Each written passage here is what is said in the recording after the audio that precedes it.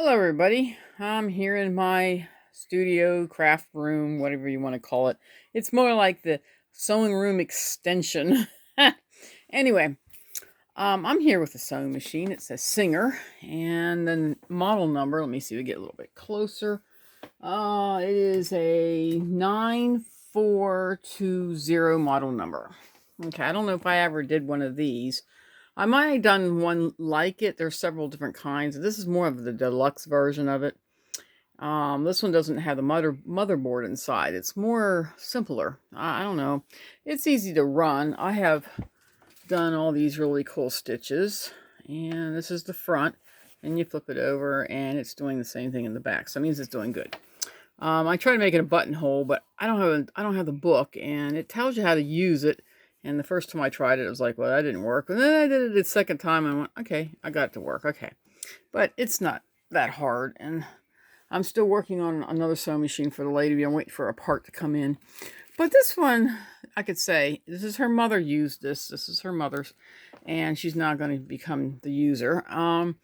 And this one had full of like needle points on, you can see them, and lots of dust bunnies. I don't think her mother ever had it cleaned or deep cleaned.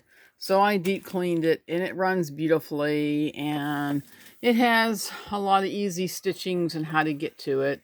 That's your buttonhole. It's done in the purple, like the purple line, the purple. Everything has to be sitting on purple to get that thing to work. This here is your selector dial, you know, or selector pattern, selector dial that can do all these different things. And this is your length here and your reverse here. You push it in for reverse. This is your turn on and off button. Instead of being on the other side, it's right here. This one here is your width. You know, you're stitching for your width. This is your tension. Now, this thing is slightly crooked, and I didn't want to tear the whole thing apart and try to rebend it back, because usually they break, so I don't even want to mess with it. Okay, so the auto actually is right here. It's just bent. If you put it up here, if you move this up like that, it's actually now up here. So you need to put it down here, and now it's set on auto on this dot. Somehow it's just off by a little bit. But it still works, and I don't want to mess with them because they break and you can't buy them. I can't find them anywhere unless I have a sewing machine just like it that has one that I can replace. But so I'm not messing with it. I do not play with them because you can't get them anymore. Anyway, let's see how we thread this. Okay, over here, you make sure your thread's coming from the back, from, up this way. So when you pull, the thread comes up from here. It goes from here. It gets strung through this little guy right here. You follow the arrows. It shows you how to do it. It goes all the way down this way. Oh, yeah, and you make sure your feed dogs are up. So you pull them up. This little guy has a little... I think it got broken or something, but it's so much smaller than it normally is. It's usually bigger. That little thing that pulls the foot up. Anyway, and then when you follow this, you follow through going up this way. So now the chambers are open. You can't feel these ones, but that's where the tension's at. It's in there. And then you come back around this way, and then there's an uptake in there, but you can't see it, but it's in there. It'll get caught. You got to make sure the needle's in the highest position in order for it to catch. And then there's no hook up here. You just hook it straight in the needle. Then when you're done, you put this down like that. Okay? Oh, excuse me, I didn't mean to do that. And then you can get another one of those things where you put your thread here if you want to. Or you can just take this one out and do the same thing. But then instead of threading it here, you come this way around this guy. See, it's a little guy that you put it around back here. And you got your bobbin. You can use these plastic ones. They're small. Or you can use the metal ones. The metal ones are 66. I have tons of 66 if anybody needs to know. I have tons of these tiny little plastic ones because people try to put them in Kenmore and they won't work in Kenmore. They actually damage your machine. So anyway, after you thread it and you put it on here, then you push it forward. Now, I don't know how this one works. If it pulls out, I don't know if it does. I don't know if some of them disgauge on their own. So I don't know. I don't have the book, so I can't tell you. So anyway, but we're not going to use that right now. Okay. I think I did everything. Oh, this is a top feed right here. This doesn't have no storage. So here's your top feed right there. And you push this back like that. And then we turn the machine on over here. And let's see what we got here. We got the foot pedal down here on the floor. So let me get that foot pedal turned here to get it up on my foot. And we'll get to watch it move and see how it's doing. It's doing really well. So let's go. And that's her straight stitch. Like that. And I have it set up for, I think, the biggest one. Right, that's the biggest one. And it's stitching great on the back side. Okay. Then we're going to do a few stitches for the fun of it. Just so we can see it. Now see, I got the auto in where it's supposed to be because it's slightly bent. And I don't mess with them too much because they can break easy and I just don't want to be the responsible person to break it. So let's do a basic zigzag. So we'll go over here and do, well, let's do one of these. This one here. I'm so sorry. We'll do basic zigzag, so I moved it. Make sure your needle's up before you move it so you don't break your needle off, okay? And then, oh, wait a minute, can't do that yet. What am I doing wrong? Oh, I have it still set for number 5, so it'll still straight stitch even if it's stuck. This is stuck here, it'll still straight stitch. So, needle's in the highest position, yep. And you come over here and we're going to do number 6. We move this to 6 right here, number 6. And if you want to make it a little more finer, this is the positive and negative. So in other words, negative means that you want to make it wider, or if you want to make it tighter. But we're not going to do that. We're messing with that. That's if you want to do like this stitching or this stitching or this stitching. You want to make it tighter, okay? We're not going to do that one. So here we go. There we go. I knew I was losing my mind. I thought, what did I do? So anyway, there we go. And we turn this around. You can see the stitching. You can see where I made the boo-boo. Because I didn't have it on there. me. Anyway, that's looking really good. So let's just move this over. I think my dog wants to go outside. Here's Mona. Hi, Mona. You want to go outside? I know, you heard me say, let's go check chickens. I'm not ready to do that yet. Anyway, let's go on. Let's do my number 8, which is my favorite one, where it does that little quick stitching. So let me see. We see the 8 right there. And we turn it. There we go. Remember, the needle's got to be up. See, it's almost down, but it still didn't hit. So then we're going to do that one. Oh, see, it's too wide. So we come over here and we'll make this come up a little bit. Make sure the needle's up. And then we go down here, we'll make it kind of smaller so it makes a better stitching. That way you can really see it. Because when it's too wide, it's hard to see it. Oh, you see it coming out of the back. There we go. And yes, it's stitching beautifully, see? Now, I would do them all with you guys, but you don't really need to see that. I mean, a lot of people think I should, oh yeah, you should. I don't think so. It's, if you want a machine like it, put your needle up high. Turn this around. And like that. And go down this way. Now, let's see. I don't know anything else I want to do. I mean, there's lots of different stitches, but you have to set the machine up differently. It took me a while to figure it out. Let's do number 9. Oh, let's do that one. And I'm not going to do that many stitches yet. And then when you want to back it up, see, here's your backup button. You want to push this in and hold it, and then it'll back up. And then you can go forward, like that.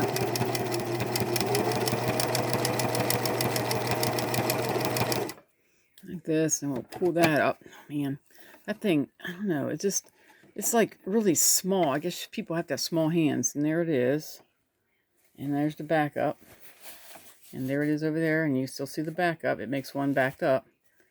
But anyway, she can come and get her machine. It's finished, but I think she's going to wait until the other one's done. I don't know if she wants to start sewing now. She can do that if she wants. Or she can wait until I get the other one done, and I can show her how to use them if she wants to learn. I do charge to teach people how to use their machines. I wish and prayed she had the manual. That would help me a little bit, because I didn't know how to do some of the neat, cool patterns on it and everything. But other than that, it's a good machine. There's no storage, because this is just an extra table comes out.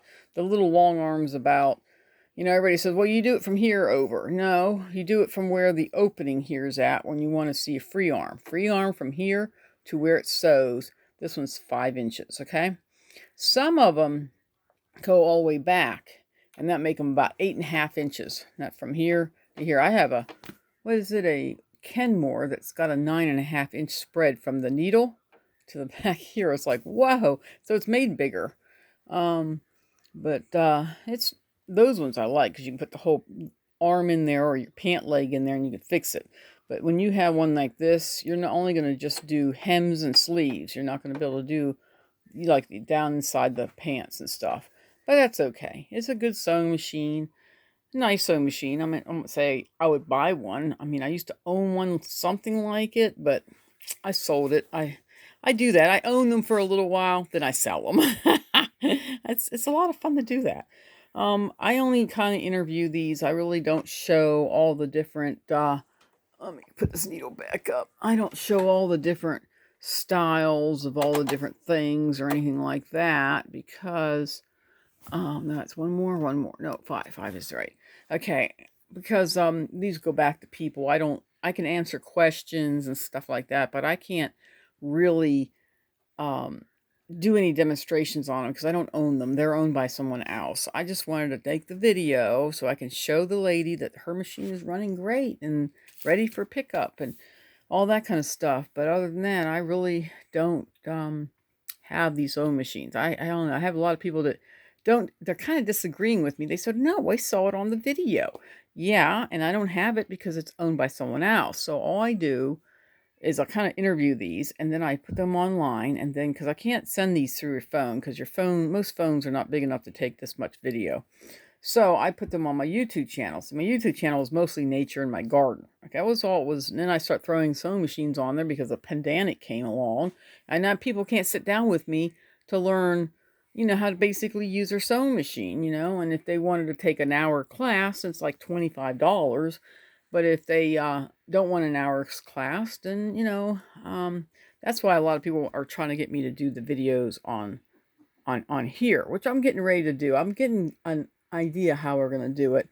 I have this thing that you can wear on your head. You can put your phone on your head. You can put your, what is it? Your, I got one, what is it? GoPro. I got I think a number 3 GoPro that you can wear on your head and, tilt it down enough that sees the sewing machine. Hopefully I can do it the first time the right way, or I might have to redo it. And I can show people how to, like, I'll turn my head and move it around like I do now. Right now, it's kind of hard to do because I have it in my hand. I'm moving my head, but it's not moving with me. So, but I can, when I move my head to turn something or to go somewhere else, I can show you guys how to, use your machine properly. And I'm going to do it with the Kenmore Mini. I have other ones that are just like that. They're the same concept. I think it's a Janome. I have a Janome. It looks just like the Kenmore, a little different, and I might use that one sometimes. But a lot of people are like, well, that's not a Kenmore. It's the same machine, the same basic concept. Has the same thing, that maybe the patterns are set up a little differently. But I might do that and show you guys in those because I'm only going to use the simpler sewing machines to show people. I don't own a Singer Simple. I don't own one. I used to have one here that I kept for a couple months, and then I played with it and just to make sure it running really well. And then I put it out for sale, and somebody heard that I had one and came and got it. So it's like, they must be really good sewing machines. People seem to love them.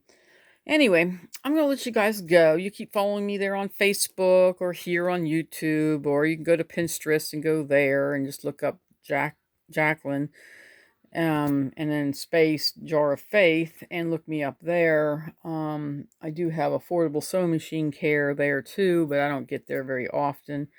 I have a Pinterest, but it's not under that. It's under something else like Studio something. I don't know. Sometime I'll share that one on my videos here and stuff like that. I do have a Redbubble, which is like artwork and, have my logo there if you want stickers or t-shirts or anything like that. You just have to look up, I think it's just Jar of Faith. It's not JacquelineJaroffaith. I think it's just Jar of Faith. I think I've shared that in my thing if you guys want to go there. I don't know. I can't remember what I share and what I don't share. But anyway, because a lot of people ask me, well, do you not sell t-shirts? Yeah, I do through Redbubble, and it has my logo on it. And everybody says, well, is that your logo, the blue bird? I said, yeah, it's a bird that I've seen in Pennsylvania so many times. It's such a beautiful bird. And I sketched it out one time waiting for a turkey to show up, never showed up. So, well, they did after a bit, but we we weren't ready, and they flew away. But anyway, but I took a picture of the bird, and then I drew the bird, and then if the bird flew away, but the bird never flew away. It stayed there and let me draw it. It was totally amazing. My husband says, "Well, didn't you have colored pencils?" No, I don't have any colored pencils. I left them at home.